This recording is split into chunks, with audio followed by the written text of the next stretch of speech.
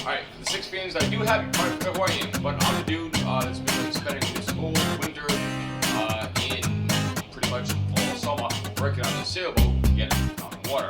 Well, I ran into a couple issues. Well, first off, the boat is actually in the water, so that's good. But the problem I had is that I was doing the wheel bearings in the for the trailer and replacing the tires, and my camera broke. It fell off the tripod. So at that point, I was kind of frustrated, and I just wanted to get the boat in the water. So I just started like going double time, and I just completely stopped filming. I do have a couple pictures, which I'll have in the next video, with some footage of, of our first time sailing, which would be this Sunday. So, all right. So like I said, at this point, the camera was broken. So what we were in the process of doing was replacing the tires, which I bought 2 brand new tires and new bearings, because I didn't want any incident on the highway. Makes sense, right? So luckily my brother came through with his truck, because I don't have a truck anymore, so that worked out well. So anyways, okay, so we did also change the replace the trail lights. So all said and done, here we are taking the boat down to the water, down to the marina, and everything worked out well. What I did make was, well, you'll see it. Excuse me, you'll see it shortly. I got a 4-foot 2x2 extension, more or less, from Amazon, and I'm not really sure if that's what it's actually for. Probably not, but I think it was like $70. I got that, and I got a coupler. And I just welded the coupler to the extension, so it was like a total of like 4.5 extra feet, which was great. So my brother didn't have to, back the truck into the water at all. I think really, if he wanted to use that, I mean, pretty much all the truck would have been in the water. Because if you remember, on our boat, it's not a shoal keel, but it kind of looks like a shoal keel. But really, it's just like a big trunk that the swing keel kind of like tucks under.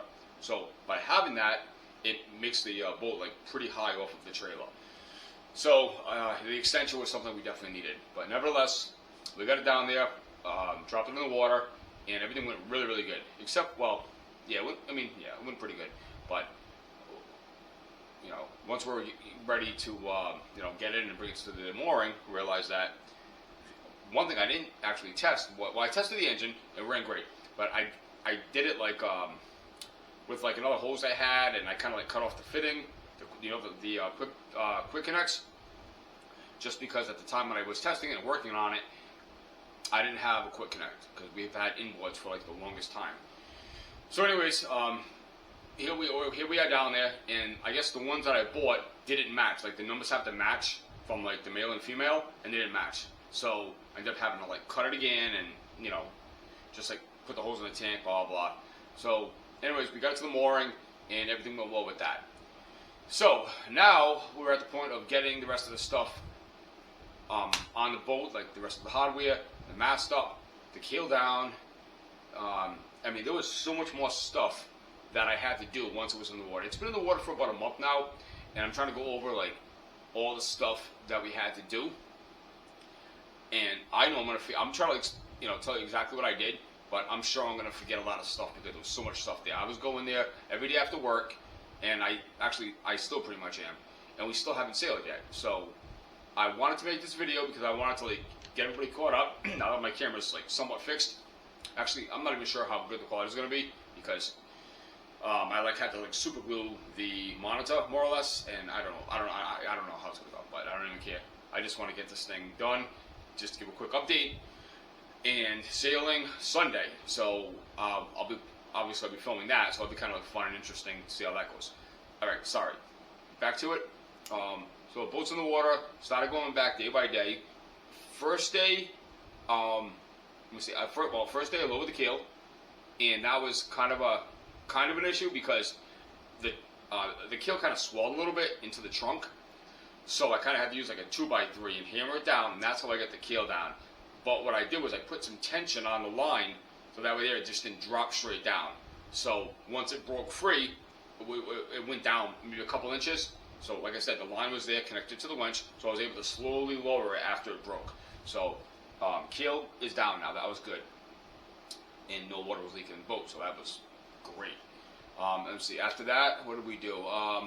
the next day, after work, it was kind of late. I knew I was going to be going on vacation in Virginia, and I was going to be there for a week. So I'm like, oh, you know what? If it rains, we're going to have some problems, you know, because there's no like self-bailing scupper on those kind of small sailboats. It all relies on the plumbing going to the bilge, and I just don't really like. I mean, I don't really like that. I just don't really trust it. So I wanted to have. I've always had great luck with like self-bailing scuppers. So I on the way to get the boat. On the way to work on this project, I stopped at like Lowe's or Home Depot.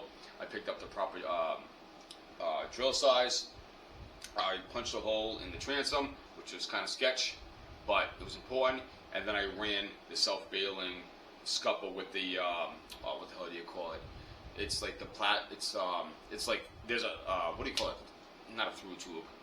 I forgot what it's called, but it's plastic. It goes through the transom, and then on the outside of it, you have the plastic, like what the hell is it called? Like a plastic casing with the ball that floats up, so it prevents water from coming in, but allows water to go out. So I got that all installed. I did use 5200 where I could, and then I know you're not supposed to use what do you call it there? Silicone, but I love it. I think I know they say do not use it under any circumstance for marine use, but like I said, I did use 5200 where it counts, but I did use a lot of silicone all around it afterwards because I've had great luck with it, and to me it's like it's I think it just seals so well. So I did use that. It's been about 2 weeks now. Actually, no, it's been like 3 weeks now, and we've had tons of rainstorms while we were going on vacation, and there's no water seeped through and went into the bilge. It all went right out the scupper as it should. So I was like, it's great, it's awesome. So I feel really confident with that. All right, so the next thing that I did was install the solar panels. So I already had the charge controller installed. I had the batteries installed, everything like that. So all that was good. But I did have to connect the solar panels. So I went in there after work. It took maybe like a half an hour. I got it all connected. I got it mounted on top of the companionway, which is not going to be permanent, but I had a lot. I still have a lot of stuff to do, so I'm not like trying to go crazy with the mounts yet. I am going to be doing that after our first sail this Sunday. So later on this week, that'll be my project to mount it nicely, and I'll record that so you can see how I did it, and also how I wired it. Everything that I tell you that I did, I'm going to go back and kind of like briefly show you what I did Sunday. So yeah, Sunday. So all right, so I got that all installed. One of the issues I had was on the charge controller, the settings. So I think I had it right. I'll explain more in detail when I do the recording. Like Sunday, I'll show you what I mean. But as far as the settings, I wasn't 100% sure if I did it right.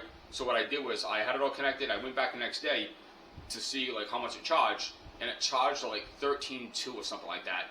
So I don't know if it charged too much.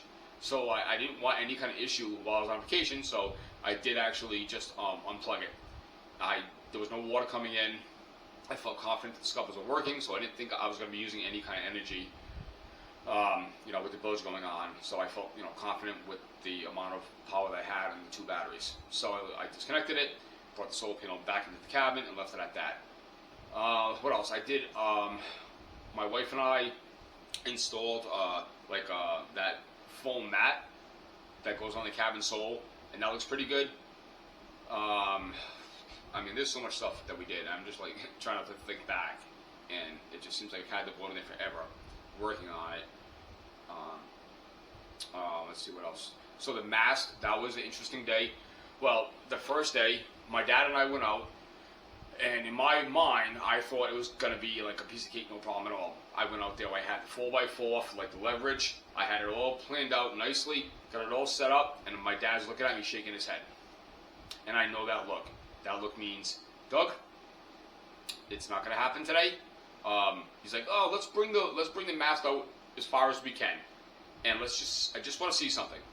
And I know my dad. When he says that, that means it's not going to work. At that point, I was getting a little frustrated. I'm like, why even do it? I know it. Oh, I want to see something. Well, that was his way of saying it's not going to happen today. So I was disappointed and a little frustrated, but I will tell you, he was 1,000% right, because we went back we went back maybe like 3 days later. It was a day after work. We went with 4 of us, and we got the boat to the community dock, and we tried it again. This time it was a lot more stable. We had more help, and even at that, it was almost impossible. We also didn't have we also didn't use like a crutch on the bow to get the mast up a little bit, but we also used line, and the line was stretching.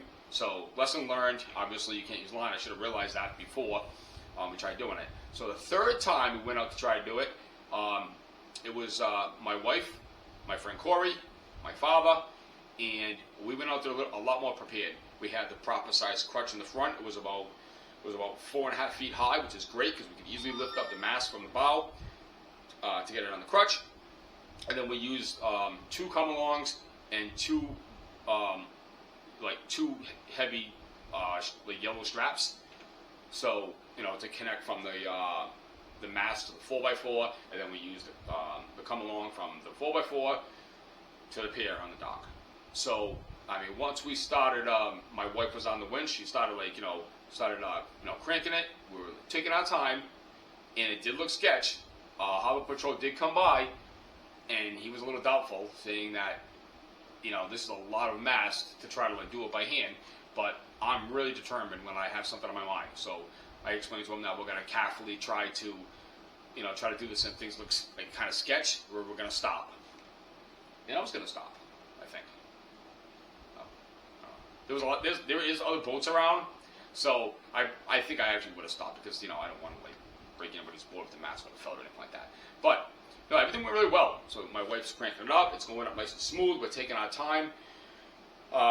It's like 3/4 of the way up. Well, actually, no, a little less. Probably, about like almost 2/3 maybe. And then I was able to start, getting the shrouds in place, and the forestay and the backstay. Got everything nice, kind of loosened up. And as it went up, I just tightened it up, so there was no chance of it falling. It actually went really, really well. So needless to say, the mast went up pretty nice that day. So that was one more thing we got done. Just the other day, like 3 days ago, I went back. I got the sails on, and that went pretty well. The only problem is that I was told that the 22-foot Catalina sails would fit on the 23 Erickson.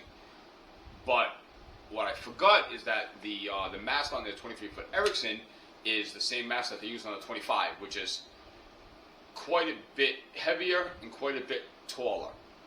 And for some reason, the boom is actually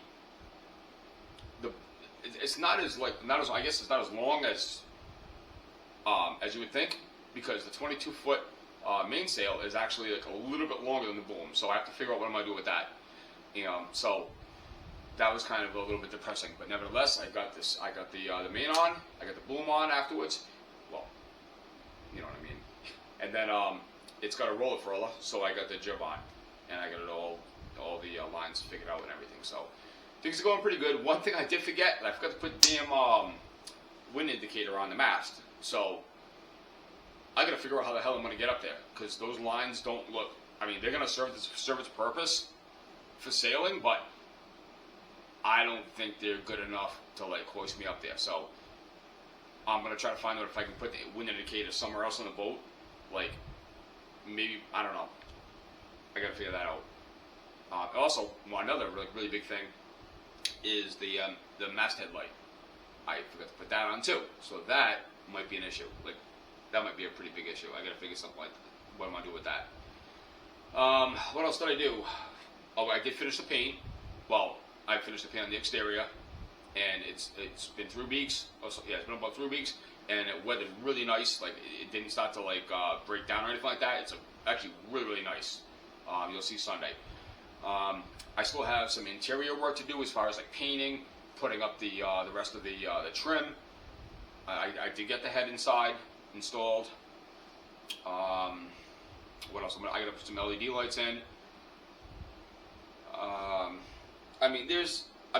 It's an old sailboat, so there's always going to be things to do. So, anyways, this is kind of a quick update. I just wanted to give you guys my like 6 viewers a little update, so they're not like wondering what's going on. But that was the story. The camera broke, and I just got carried away doing all the stuff, which is honestly more important than like filming everything. So as much as I like doing it. So anyways, we're gonna wrap this up, and we'll see you guys Sunday, and we're gonna try to do this sailing thing. Luckily, my my sister-in-law's girlfriend knows how to sail, so she's gonna hopefully be able to like teach us. And I mean, I think we have the basic idea of what we're doing. I think I pretty much understand what I need to do, but it's sail. We've been powerboating our whole life, and this is sailing, and I have a feeling I think it's gonna go pretty smooth. Like I said, I feel pretty confident, but there's a lot more. So with sailing, there's a lot more to it, and there's a lot more I'm gonna have to learn. So we're looking forward to it. So all right, we'll see you guys Sunday.